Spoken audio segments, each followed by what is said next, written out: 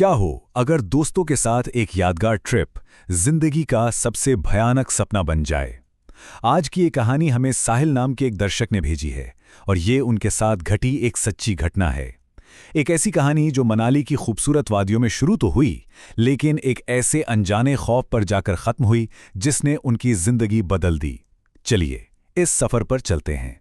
सोचकर देखिए, एक लोरी जो हमें सुकून देने के लिए होती है, वो किसी के लिए जिंदगी के सबसे बड़े डर की वजह कैसे बन सकती है। कहानी सुनाने वाले साहिल की बस ये एक लाइन ही इस पूरी दास्तां के खौफ को बयां करने के लिए काफी है। तो आखिर ये सब शुरू कैसे हुआ?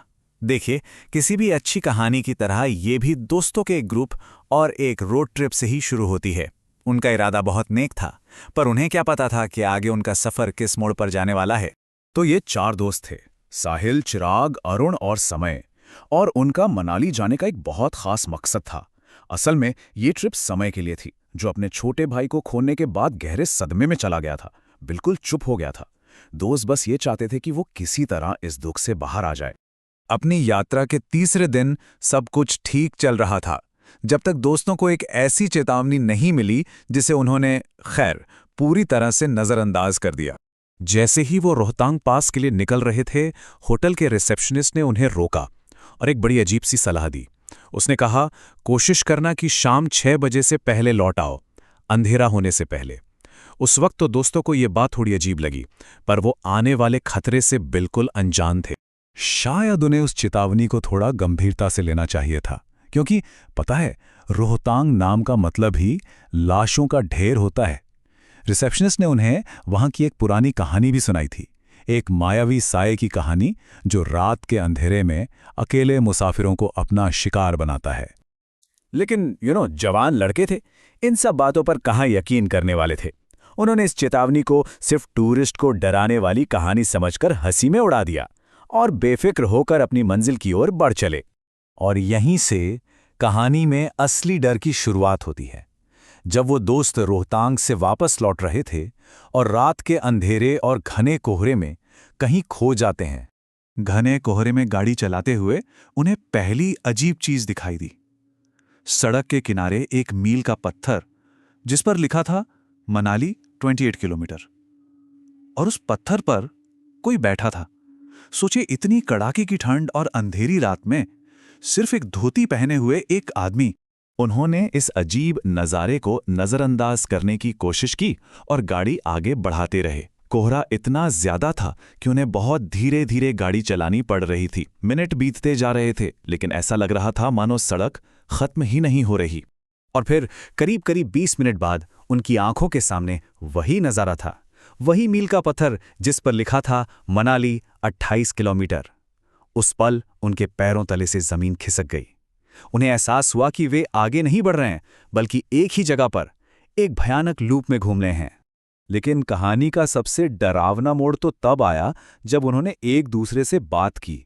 उन्हें पता चला कि उस मील के पत्थर के पास हर किसी ने कुछ अलग देखा था। साहिल को एक आदमी दिखा, चिराग को एक खिलौने वाली छोटी बच्ची और गाड़ी चला रहे अरुण को एक काला घोड़ा। ऐसा था मानो कोई चीज उनके दिमाग के साथ खेल रही थी। और इस बढ़ते डर के बीच समय का बर्ताव और भी ज्यादा अजीब होता जा रहा था। वो जो अब तक बिल्कुल चुप था, अब बार बार कहने लगा, किसी को हमारी मदद की जरूरत है, हमें रुकना चाहिए। ऐसा लग रहा था जैसे वो साया अब समय को अपनी तरफ खींच रहा था। उनका डर तब और बढ़ गया जब एक नया साया उनके सामने आया। करीब 15 साल का एक लड़का मिट्टी से सने कपड़ों में उनकी चलती हुई कार के ठीक बगल में चल रहा था। और हैरान करने वाली बात यह थी कि वो दौड़ नहीं रहा था, बस चल रहा था, फिर भी कार की रफ्तार के साथ था। ये नामुमकिन था, लेकिन उनकी आंखों के सामने हो रहा था। और फिर सबके मना करने के बावजूद समय ने अपनी खिड़की का शीशा नीचे किया और उस लड़के की तरफ हाथ हिलाया। और इससे भी डरावनी बात यह थी कि जब साहिल ने रियर व्यू मिरर में देखा तो वो लड़का सड़क पर खड़ा था और वापस हाथ हिला रहा था। जैसे तैसे वो लोग उस लूप से बाहर निकलकर होटल तो पहुंच गए, लेकिन उन्हें नहीं पता था कि सड़क का वो खौफ अब उनके साथ कमरे के अंदर आ चुका है। उन्होंने फैसला किया कि जो भी हुआ उस पर सुबह बात करेंगे और सोने चले गए। लेकिन खौफ ने उनका पीछा नहीं छोड़ा। रात के करीब 3:30 बजे साहिल की नींद कमरे में गूंजती एक धीमी, बहुत अजीब सी लोरी की आवाज से खुल गई। साहिल ने जब उस आवाज की तरफ देखा तो उसके होश उड़ गए। समय बिस्तर पर बैठा था, शीशे में अपनी परछाई को देखकर एक बच्चे की तरह लोरी गा रहा था। उसकी आंखें पूरी तरह लाल थीं, गर्दन पर ऐसे निशान थे जैसे कोई उसका गला घोट रहा हो, और उसके होठों पर एक बहुत ही भयानक मुस्कान थी।